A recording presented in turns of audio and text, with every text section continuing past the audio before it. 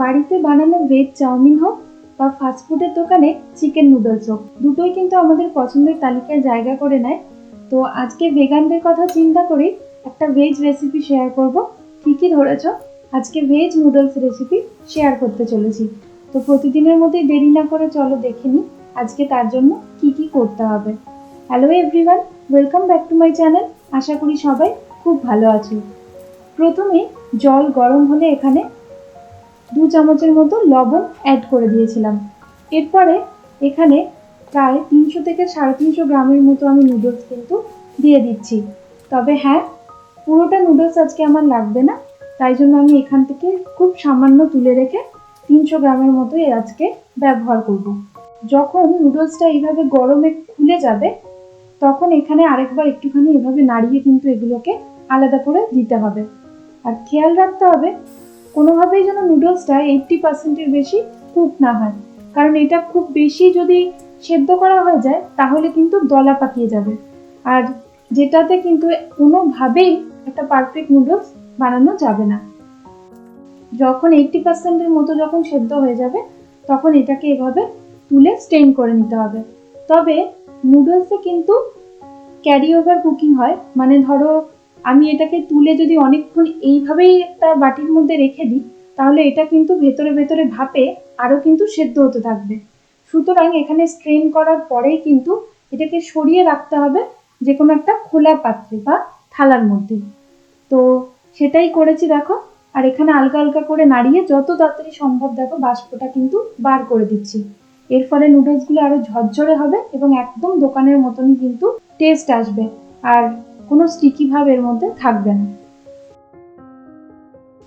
এছাড়া আর একটা ছোট্ট টিপস এখানে দিয়ে দিচ্ছি, যখন এই নুডলসটা থেকে জল ঝরে এভাবে ড্রাই হয়ে আসবে তখন গরমটা বেরিয়ে গেলেই এখানে উপর থেকে ছড়িয়ে দিতে পারো খুব সামান্য সাদা তেল, দিয়ে এগুলোকে একবার ভালোভাবে এভাবে হাতে করে মিক্সড করে নিতে হবে। এর ফলে নুডলসগুলো আরও একটার সাথে একটা লেগে স্টিকিনেস আসবে না এবং আরও ঝরঝরে হবে। নুডলসটাকে এভাবে সরিয়ে রেখে ঠান্ডা হতে দিয়ে চলো গুছিয়ে নিই বাদবাকি উপকরণগুলো। এখানে 3টে কালারের আমি ক্যাপসিকাম ব্যবহার করেছি, আর পেঁয়াজ আর গাজর। তবে এক্ষেত্রে বলে রাখি ক্যাপসিকাম কিন্তু 3টে কালার দিতেই হবে এরকম কোনো ব্যাপার নয়, তুমি যে কোনো একটা কালারেরই বেল পেপার ব্যবহার করতে পারো আর তোমার পছন্দ মতো সবজিও দিতে পারো। তবে এখানে দিয়েছি খুব সামান্য বিনস আর খানিকটা বাঁধাকপি। চলো এবারে দেখিয়ে দিই কিভাবে কাটতে হবে। দেখো গাজরটাকে কিন্তু মাঝখান থেকে কেটে নিয়ে এভাবে প্যালেটের মতো করে সাজিয়ে রেখেছিলাম, আর যতটা পসিবল সরু সরু কিন্তু এটা লম্বা করে কেটে রাখছি। এখানে গাজর আর এখানে বিনস এই দুটোই কিন্তু একটুখানি অন্য সবজির থেকে শক্ত, যে কারণে কিন্তু খুবই সরু করেই এটা কাটতে হবে। এরপরে ক্যাপসিকামগুলোও কাটাটা দেখিয়ে দিই। এখানে দু সাইড থেকে এভাবে খানিকটা সরিয়ে রেখে আমি মিডিলের যে পার্টটা এটাই কিন্তু লম্বালম্বি করে কেটে নেব। ঠিক একইভাবে রেড আর গ্রিন কালারের ক্যাপসিকামটাও কিন্তু কেটে নিতে হবে। তবে একটা জিনিস খেয়াল করবে, এখানে রেড আর ইয়েলো ক্যাপসিকাম কিন্তু গ্রিনের থেকে একটু বেশি সফট হয়, যে কারণে গ্রিন ক্যাপসিকামটা কিন্তু এই দুটোর তুলনায় একটু সরু করেই কাটার চেষ্টা করলে ভালো হয়। এরপরে দেখো বিনসটাও কিন্তু এভাবে সাইড থেকে ঠিক এই শেপে হালকা করে কেটে নিচ্ছি। প্রতিদিনের মতোই সমস্ত কিছুর পরিমাপ আর পরিমাণ ডেসক্রিপশনে দেওয়া থাকবে, একবার চেক করে দেখে নিও। খানিকটা বাঁধাকপিও এখানে লম্বালম্বি করে কেটে নিয়ে রেডি করে রাখতে হবে।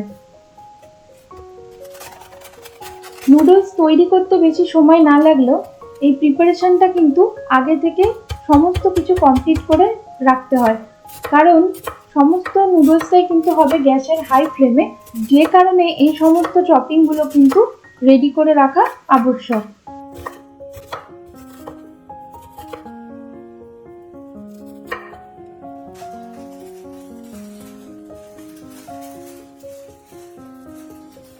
এখানে পেঁয়াজটাও দেখো লম্বালম্বি করে কেটে নিয়ে এভাবে ছাড়িয়ে নিলাম।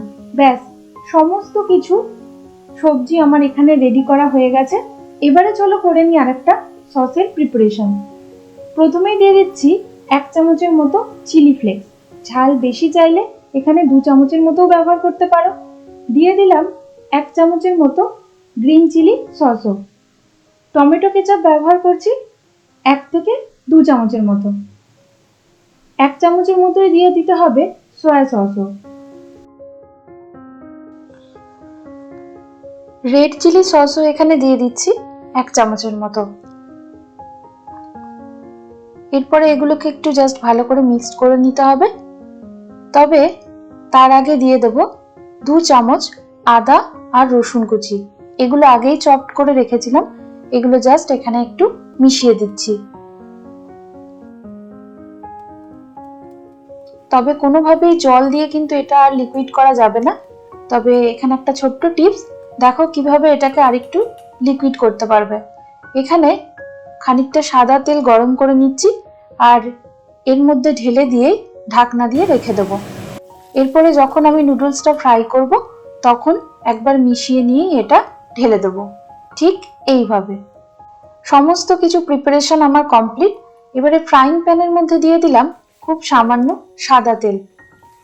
প্রথমেই দিয়ে দিচ্ছি কেটে রাখা পেঁয়াজ, গাজর আর বিনস। কারণ গাজর আর বিনসটাই এই সবজিগুলোর মধ্যে একটু সামান্য হার্ড, তার জন্য এগুলো আগে দিয়ে 2 মিনিটের মতো এটা একটু নাড়িয়ে নেব। জাস্ট 2 মিনিটের মতো হলেই কেটে রাখা বাদবাকি উপকরণগুলো এখানে মিশিয়ে দেব, যেমন ক্যাপসিকাম আর বাঁধাকপি। তবে খেয়াল করতে হবে এখানে কিন্তু 50 থেকে 60% বেশি কিন্তু এগুলোকে ফ্রাই করা যাবে না, কারণ নুডলসটা দেওয়ার পরেও এগুলো আরো খানিকটা ফ্রাই হবে। আর খুব বেশি ওভারকুকড হয়ে গেলে এটা কিন্তু ভালো লাগবে না মোটেও, কারণ এর যে ক্রাঞ্চি ভাবটা সেটা চলে যাবে। পরিমাণ মতো লবণ এখানে খুব সামান্য অ্যাড করে দিচ্ছি। আর নুডলসে কিন্তু এক্সট্রা করে লবণ দেওয়ার কোনো প্রয়োজন নেই, কারণ অলরেডি আমরা জলে যে লবণটা দিয়েছিলাম তার থেকেই কিন্তু নুডলসে লবণ ঢুকে যাবে। এরপরে এগুলোকে 5 থেকে 7 মিনিটের মতো এভাবে টস করে করে ফ্রাই করে নেব।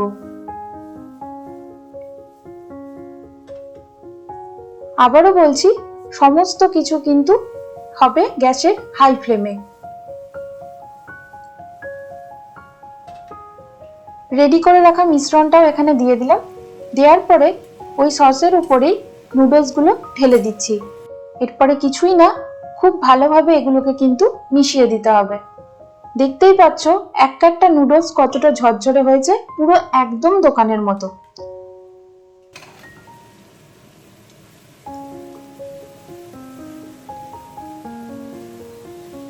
ওপর নিচ করে ভালো মতো এইভাবে সসের সাথে কিন্তু এটাকে মিশিয়ে নিতে হবে।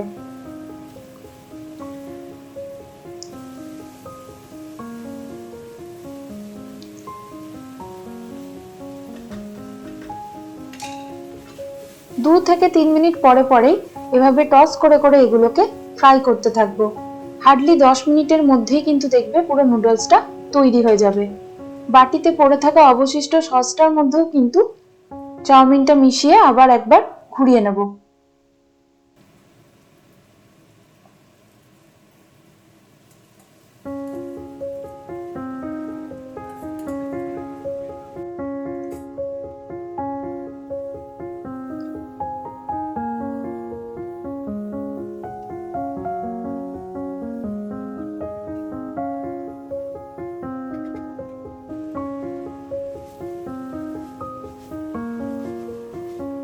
প্রায় 5 থেকে 7 মিনিট হয়েই এসছে।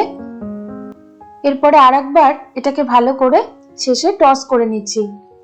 আর সব শেষে ওপর থেকে ছড়িয়ে দেবো হচ্ছে খুব সামান্য গোলমরিচের গুঁড়ো। আজকের রেসিপিটা কেমন লাগলো জানাতে ভুলো না। এরকমই আরো রেসিপির জন্য সঙ্গে থেকো। দেখা হবে খুব শিগগিরই আবার পরের একটা ভিডিওয়ে। যারা নতুন বন্ধু হয়েছো তাদেরকে চ্যানেলে যুক্ত হওয়ার জন্য অনেক অনেক ধন্যবাদ। আর আমার সকল বন্ধুদের উদ্দেশ্যে অনেক অনেক ভালোবাসা। দেখা হবে খুব শিগগিরই আবার পরের একটা ভিডিওয়ে। ততক্ষণ সবাই খুব সুস্থ থেকো, ভালো থেকো। আজকে এলাম টাটা।